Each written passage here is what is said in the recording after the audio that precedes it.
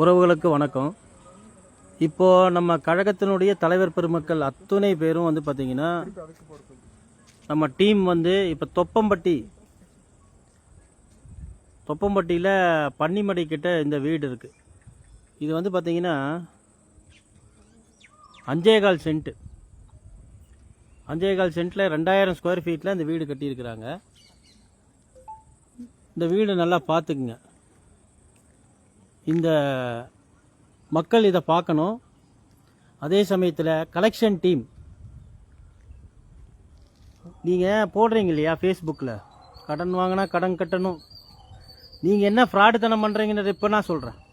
இனி வந்து சும்மா இருக்க மாட்டோம். நீங்கள் என்றைக்கு வந்து கமெண்ட்ஸில் வந்து எந்த கீழ்த்தனமாக நீங்கள் வந்து போட்டிங்களோ அதனால் கண்டிப்பாக நாங்கள் வந்து இதுக்குண்டான விழிப்புணர்வு மக்களுக்கு கொண்டு போகிறதுக்கு உண்டான டைமும் வந்துருச்சு. இப்போ நான் என்ன சொல்கிறேன்னா, இந்த வீட்டினுடைய விலை வந்து பார்த்திங்கன்னா 1,40 லட்ச ரூபா. இதுக்கு கடன் வாங்கினது 60 லட்ச ரூபா.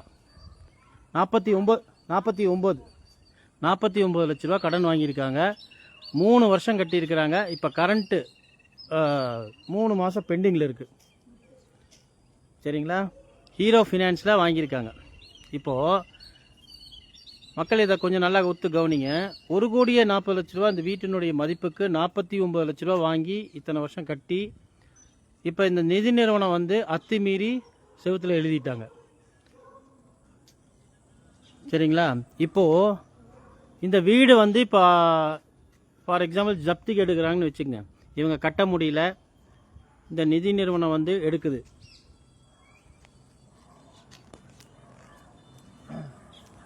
பணம் கட்ட முடியல அப்படின்னு சொல்லி எடுக்கிறாங்க அப்படின்னா இதுக்கு ஒரு வெண்டார் இருப்பாங்க.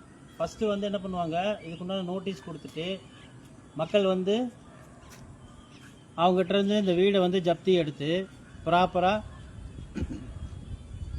பை லா படி, ஆர்பிஐ ரூல்ஸ் படி, சட்டம் என்ன சொல்லுதோ அதன்படி எடுக்கிறாங்க அப்படின்னா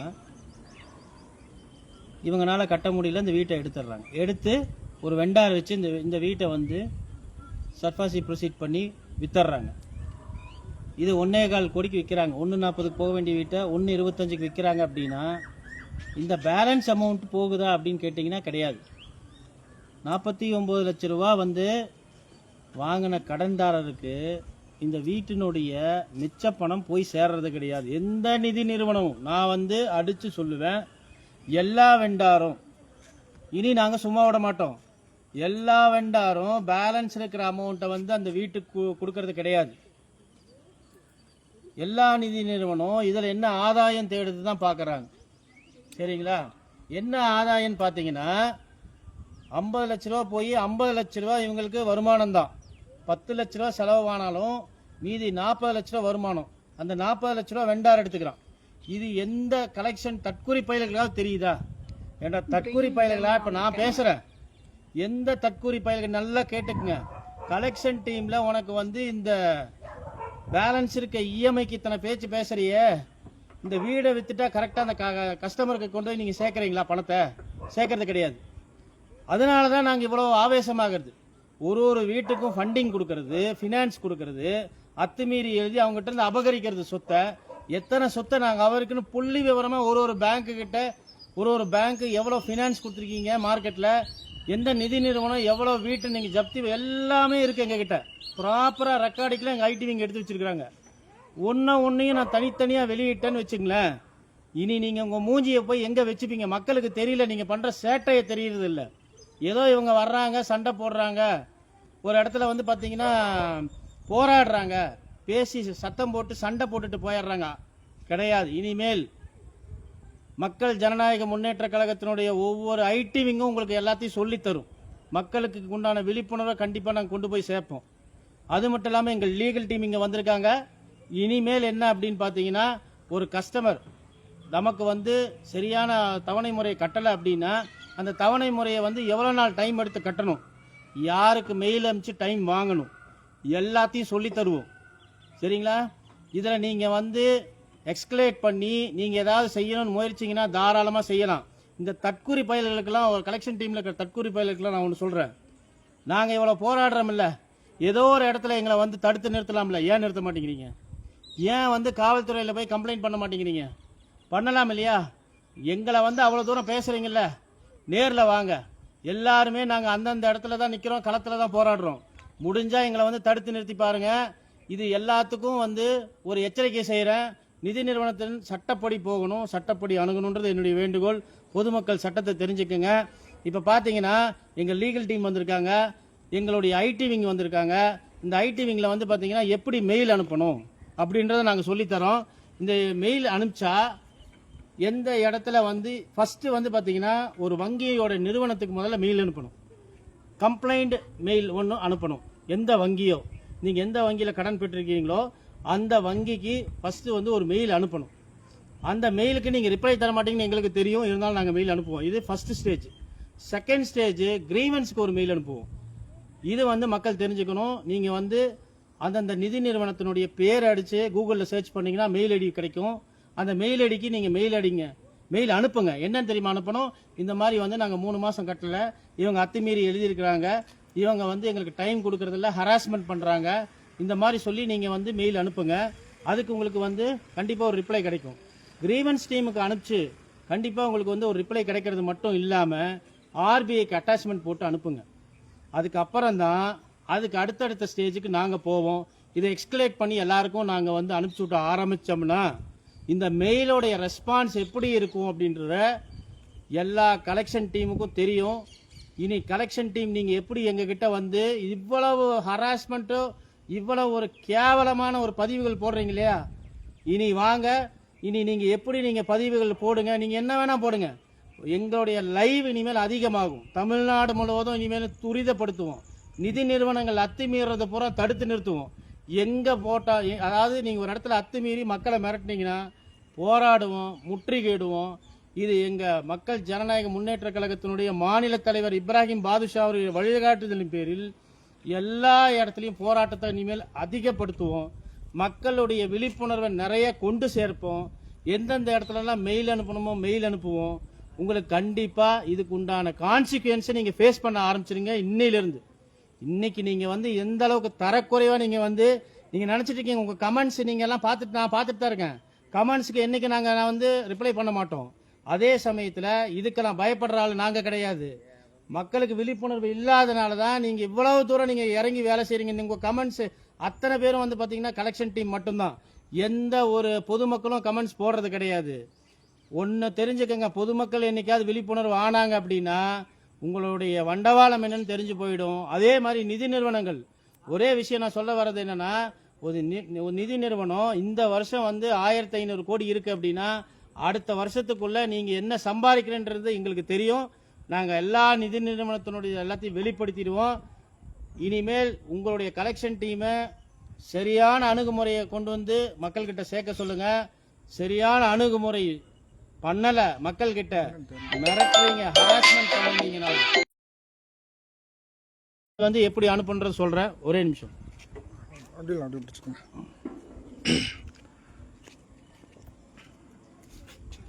இப்போ வந்து இந்த கஸ்டமருக்கு இப்போ எஸ்கலேட் ஆகி பிரச்சனை பண்ணியிருக்காங்க இல்லைங்களா? இப்போ இதை நம்ம எப்படி அனுப்பணும் அப்படின்னா வந்து இப்போ நார்மலாக நம்ம கூகுள்லேயே போட்டோம். இப்போ எக்ஸாம்பிள் வந்து இப்போ இந்த கம்பெனி வந்துட்டு போயிருக்காங்க, யார் ஹீரோ ஃபினான்ஸ் வந்துட்டு போயிருக்காங்க. இந்த ஐடி மெயில் ஐடி எப்படி எடுக்கணும்னா, சில நம்ம இதுக்கு வந்து மோஸ்ட்லி வந்து நம்மளோட கலெக்ஷன் டீம்லேயே நம்ம தோழர்கள் நிறைய பேர் ஒர்க் பண்ணிட்டு இருக்காங்க, பேங்கிங்குள்ளே இருக்காங்க. ஸோ அவங்கள்ட்ட இருந்து 2-3 மெயில் ஐடி வாங்கிக்குவோம். இது அஃபிஷியல் டொமைனில் வெளியே வராது. சில டொமைன்ஸ் வந்து பப்ளிக்லேயே வச்சு வெளியே கூகுளில் இருக்கும் உங்களுக்கு. எக்ஸாம்பிள் இப்போ இந்த கம்பெனி அப்படின்னா இந்த கம்பெனியோட பேரை போட்டு கம்ப்ளைண்ட் மெயில் ஐடி இல்லை சிஇஓ மெயில் ஐடி அப்படின்னு போட்டிங்கனாவே போதும். உங்களுக்கு கூகுளில் என்ன ஒரு 5 மினிட்ஸ் ஆகும் சர்ச் பண்ணுறதுக்கு.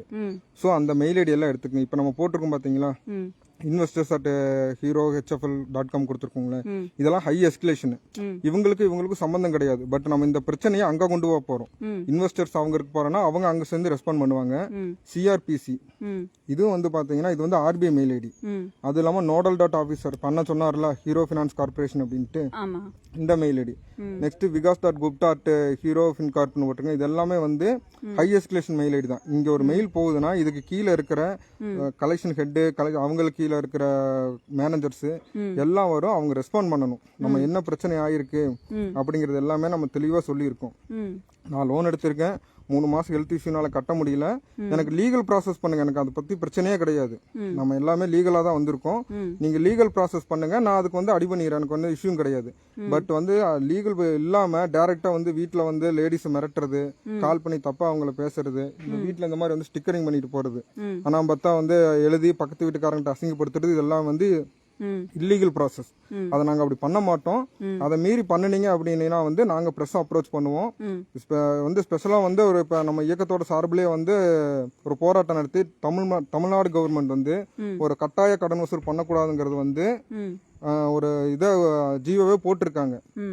அதே மீறி அவங்க இப்படி பண்ணிட்டு இருக்காங்க அப்படின்னா அதை நம்ம டாக்குமெண்ட் பண்ணணும். இது ஃபர்ஸ்ட் லெவல் வந்து நம்ம நிர்வாக ரீதியா அவங்களுக்கு கொடுக்குற கம்ப்ளைண்ட். இதுக்கு அவங்க கம்பல்சரி ரெஸ்பாண்ட் பண்ணியே ஆகணும். இதுல எடுக்கலைன்னா திருப்பியும் ஆர்பிஐ இருக்கு பாத்தீங்களா, ஆர்பிஐக்கு இதே மெயில் ஐடியா இண்டிவிஜுவலா அனுப்புவோம். இதுக்கு ஒரு டிக்கெட் நம்பர் ஜென்ரேட் பண்ண சொல்லுவோம். டிக்கெட் நம்பர் ஜென்ரேட் ஆயிருச்சு, அவங்க மேக்ஸிமம் ஜென்ரேட் பண்ண மாட்டாங்க. பட் கஸ்டமர், பாதிக்கப்பட்ட கஸ்டமர் வந்து ஆர்பிஐ போர்ட்டல்ல போயிட்டு ஒரு கம்ப்ளைண்ட் ரெஜிஸ்டர் பண்ணி இந்த மாதிரி பண்றாங்க அப்படின்னா கம்பல்சரி நம்ம ஆர்பிஐ டோல் ஃப்ரீ நம்பர் இருக்கும், அந்த நம்பரை நீங்க கூகுள்ல எடுத்துக்கலாம்.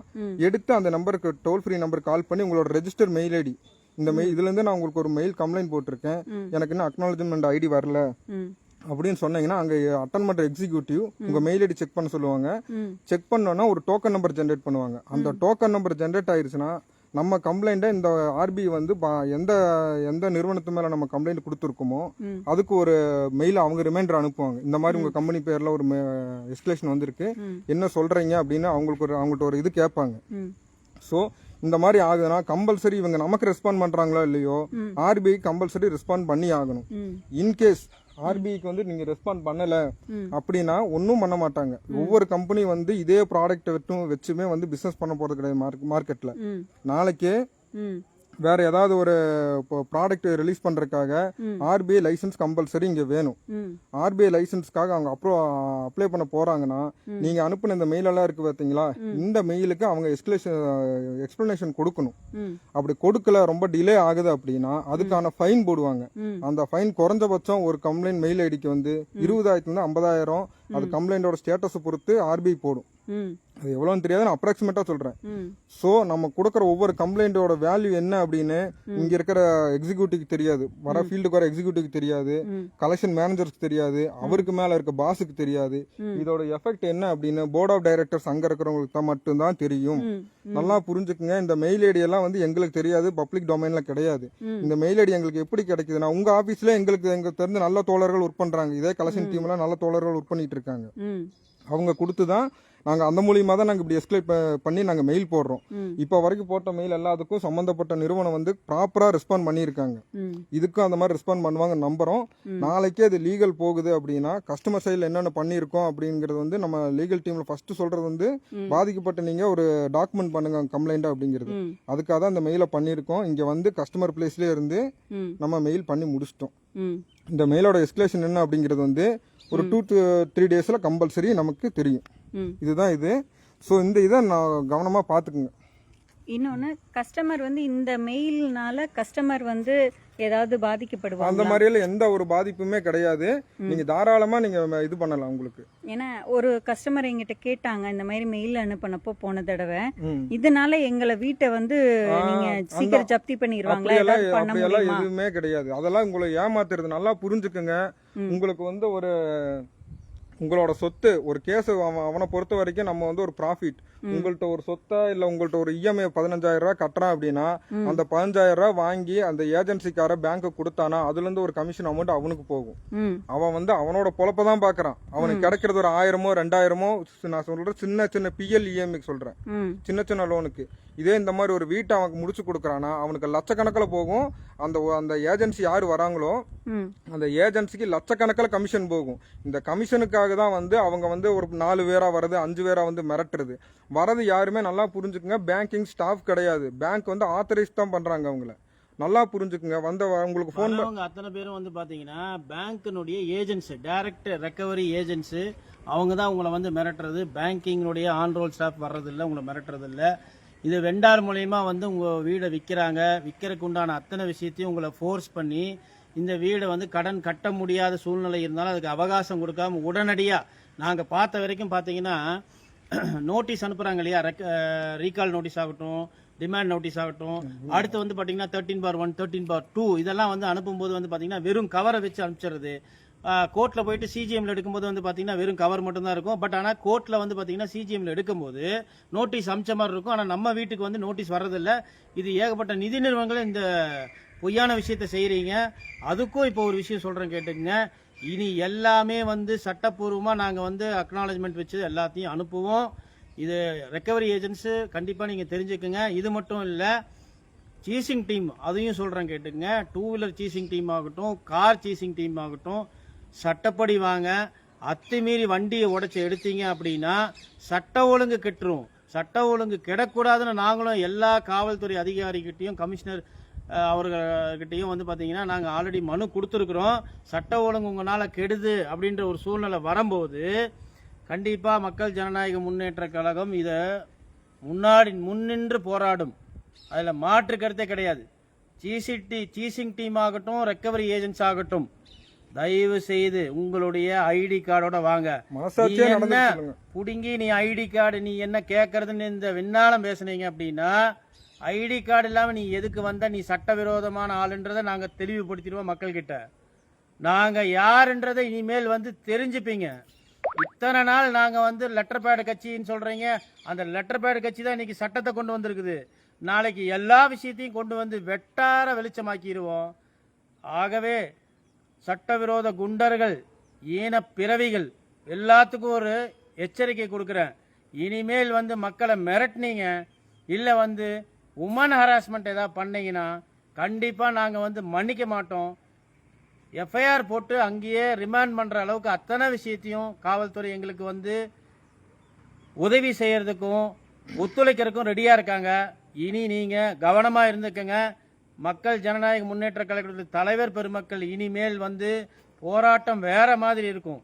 இது கட்சியினுடைய பொதுச் செயலாளரா நான் இதை உங்ககிட்ட தெரிவிச்சுக்கிறேன். நன்றி, வணக்கம். தலைவர், அப்புறம் இன்னொரு விஷயம், அந்த பேசிக் லெவல் பசங்க வராங்க தெரியுமா கலெக்ஷனுக்கு, அவனுங்களுக்கு வந்து மேனேஜர்ஸ் வந்து அவனுக்கு வேலைக்கு போறானுங்க. தப்பு அவனுக்கு மேலே இல்லை. அவனுக்கு அந்த அளவுக்கு நாலேஜ் இல்லாதனால நீ போய் உட்காந்து காசு வாங்கிட்டு வா, அது வாங்கிட்டு வா, அவனுக்கு கேஸனா நான் எடுத்துக்கிறேன், ஸ்டேஷன் கூட்டிட்டு வா, நமக்கு தெரிஞ்சவங்க தான் அப்படின்னு எந்த ஒரு காவல்துறை அதிகாரியும் நல்ல விதமாக தான் மக்களுக்கு சேவையாற்றுறாங்க. ஆனால் இவங்க அவங்கள தப்பாக போர்ட்ரேட் பண்ணுறாங்க. நீ இப்போ பார்த்துக்கலாம் அப்படின்னு சொல்லி ஒரு குருட்டுத்தனமான ஒரு நம்பிக்கையை வந்து அந்த பசங்களுக்கு ஊட்டி அந்த பசங்க வாழ்க்கையை கெடுக்கிறது இவங்க தான், இந்த மேனேஜர்ஸ் தான். தயவு செஞ்சு உங்களை நம்பி உங்கள் நிறுவனத்துக்கு வேலைக்கு வராங்கன்னா நீங்கள் காசு கடன் வாங்கியிருக்கோம், அது கட்ட தான் போகிறோம். அதை லீகலாக வாங்கிட்டு போங்க. ஒரு தாட்டுக்கு 2 தாட்டி அன்பாக பேசுங்க, கஸ்டமர் கொடுக்க தான் போகிறான். இல்லை அதேமாரி ஏமாத்துற கஸ்டமராக இருக்கனா நீங்கள் லீகல் போடுங்க. நாளைக்கு கோர்ட்டில் டபுள் மடங்கு போட்டு நீங்கள் பணத்தை வாங்கிட்டு போங்க. உங்கள் சைடு லாபம் தான். நீங்கள் நிதி நிறுவனங்கள் மக்கள் ஜனநாயக முன்னேற்ற கழகத்தினுடைய வீடியோ எடுத்து கிளாஸ் நடத்துறீங்க, அதுவும் எங்களுக்கு தெரியும்.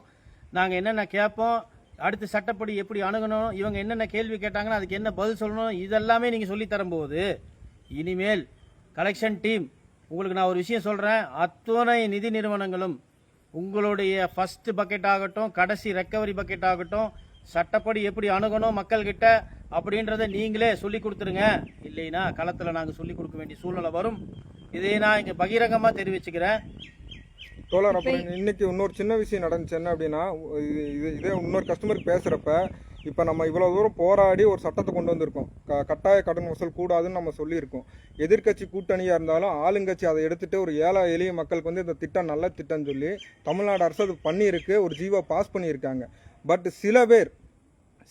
சில கலெக்ஷன் எடுத்திருக்க அந்த முதலாளிங்க என்ன பண்ணுறாங்க அப்படின்னா, நம்ம பேசுகிறப்ப எந்த கட்சி ஆளுங்கட்சி வந்து எந்த கட்சி ஏழை மக்களுக்காக அந்த சட்டத்தை கொண்டு வந்துச்சோ அந்த கட்சியிலேருந்தே பேசுகிறேன் அப்படின்னு சொல்லி ஆளுங்கட்சிக்கு கெட்ட பேர் கொண்டு வராங்க.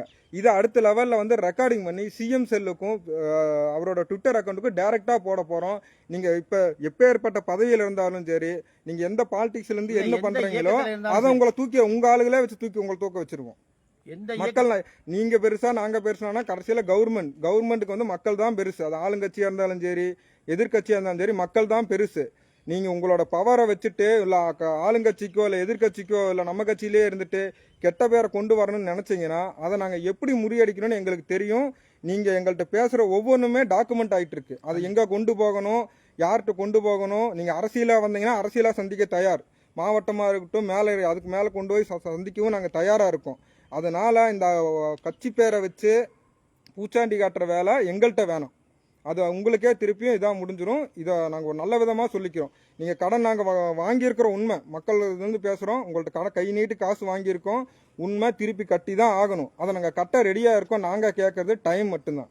எங்கள்கிட்ட வர ஒருத்தரையும் நீ கடன் கட்ட வேணாம், நாங்கள் சப்போர்ட்டாக நிற்கிறோன்னு ஒரு வார்த்தை சொன்னது கிடையாது. டைம் கொடுக்குறோம். அந்த சில கேஸ் நாங்களே நின்று டைம் வாங்கி கொடுத்து அவங்க அதுக்கு முன்னாடியே நம்ம ஆளு கட்டியிருக்காங்க. ஸோ இதை பண்ணுங்கன்னு தான் சொல்கிறேன். அதை விட்டு போட்டு நீங்கள் சம்பாதிக்கிறதுக்காக நீ ஒரு 1000 ரூபா இன்சென்டிவ்க்காகவும் 10,000 ரூபா இன்சென்டிவ்க்காகவும் உன் குடும்பத்துக்காக ஒரு குடும்பத்தையே ஜப்தி பண்ணி வெளியே அனுப்புனா அந்த பாவம் ஒன்று சும்மா விடுமா? அந்த காசு உனக்கு நிலைக்குமா? இதுதான் லாஸ்ட்டாக சொல்கிறது. புரிஞ்சுக்குங்க. இதை பார்த்துட்டு இருக்க கலெக்ஷன் ஸ்டாஃப்ஸ், கலெக்ஷன் மேனேஜர்ஸ், திருப்பி நான் சொல்கிறேன், நான் ஓப்பனாகவே நான் சொல்கிறேன், நானும் ஃபினான்ஸில் இருக்கிறவன் தான். இவ்வளோ எக்ஸ்பீரியன்ஸ் இருக்குது. எங்கள் லீகல் டீம் எல்லாமே இருக்காங்க. உள்ளேயே இருந்தாலும் இவங்க நம்ம கட்சியிலேருந்து எடுத்துருக்கும் போது ஒரு நல்ல நோக்கத்துக்காக தான் நம்ம இங்கே வந்து நிற்கிறோம். தயவு செஞ்சு அதை புரிஞ்சுக்குங்க. தேவையில்லாமல் இந்த வர எக்ஸிக்யூட்டிவ் பசங்க இதில் வந்து கமாண்டு நார்மலாக பண்ணுறது, வல்கராக பண்ணுறதெல்லாம் வேணாம். அதை அப்படியே வச்சு நாங்கள் ஸ்க்ரீன்ஷாட் எடுத்து சைபர் கிரைமில் கம்ப்ளைண்ட் பண்ணணும் அப்படின்னோம்னா, தம்பி தப்பாக கமெண்ட் போட்டிருக்க தம்பிகளா, உங்களுக்கு அது என்ன ஆகும்னு உங்களுக்கு தெரியும். இது மிரட்டல் கிடையாது, அன்பான வேண்டுகோள். நாங்கள் எதுவும் தவறாக பேசலை, புரிஞ்சுக்குங்க. இப்போ டெனண்ட் கிட்ட எல்லாம் போய் அவங்ககிட்ட நீங்க காலி பண்ணுங்க, இப்பவே வெளியில போங்க, நாங்க வீட்டை பூட்டுறோம்னு சொல்றாங்களே, அதுக்கு என்ன சொல்றீங்க? டெனண்ட் கிட்ட வந்து எந்த ஒரு கலெக்ஷன் டீமும் பேசக்கூடாது. சம்பந்தப்பட்ட உரிமையாளர்கிட்ட தான் பேசணும். நாங்கள் வந்து பேச வந்தால் எப்படி தேர்ட் பார்ட்டியோ அதே மாதிரி தான் கலெக்ஷன் டெனண்ட்டும் தேர்ட் பார்ட்டி தான் உங்களுக்கு. நீங்களும் தேர்ட் பார்ட்டி தான், அதை மறந்துடாதீங்க. ஒரு கம்பெனியோட ரெப்ரசன்டேட்டிவ் நீங்கள், அதாவது எம்டி பேசல, நீங்கள் உங்களை வந்து ரெப்ரசன்ட் பண்ணி உங்களை வந்து பேச சொல்கிறாங்க. டைரக்டர் ரெக்கவரி டீம் வந்து ஏஜென்சி வந்து பேசுகிறீங்க அப்படின்னா you are also A third party, அதை மறந்துடாதீங்க. ஃபோன் கஸ்டமருக்கு வந்து பேச தெரியலன்ற ஒரே வார்த்தைக்காக நாங்கள் வந்து பேசும்போது நீங்கள் தேர்ட் பார்ட்டி உங்கள்கிட்ட பேசக்கூடாது, நீங்கள் தேர்ட் பார்ட்டி உங்கள்கிட்ட பேசக்கூடாதுன்னு திரும்ப அதை சொன்னீங்கன்னா, நான் திரும்பவும் சொல்கிறேன், நீங்கள் என்னென்னலாம் பேசணும்னு நினைக்கிறீங்களோ அடுத்தடுத்த கட்டத்துக்கு நாங்கள் போவோம். அடுத்தடுத்த விழிப்புணர்வு மக்கள்கிட்ட கொண்டு போவோம். தயவு செய்து நிறுத்திக்க தம்பிகளா. இனிமேல் நான் வந்து உங்ககிட்ட பேச்சை விட செயலில் தான் அதிகமாக இருக்கும். கள போராட்டம் இன்னும் வந்து ரொம்ப வீரியமாக இருக்கும். இது எங்கள் மாநில தலைவர்களுடைய அறிவுறுத்தல். உயர் திரு இப்ராஹிம் பாதுஷா அவர்கள் 8 வருஷம் வந்து போராடி இந்த 9வது வருஷம் அடி எடுத்து வீரியத்தோடு போயிட்டுருக்கோம். மறந்துடாதீங்க. திரும்பவும் வந்து அடுத்தடுத்த அப்டேட்டுக்கு நாங்கள் போயிட்டுருக்கோம். அடுத்த ஐடிவிங்க வந்து உங்களுக்கு என்னென்ன பண்ணணுன்றதை சொல்லி கொடுக்கும். நாங்கள் இதோட முடிச்சுக்கிறோம் இந்த பதிவை. நன்றி, வணக்கம்.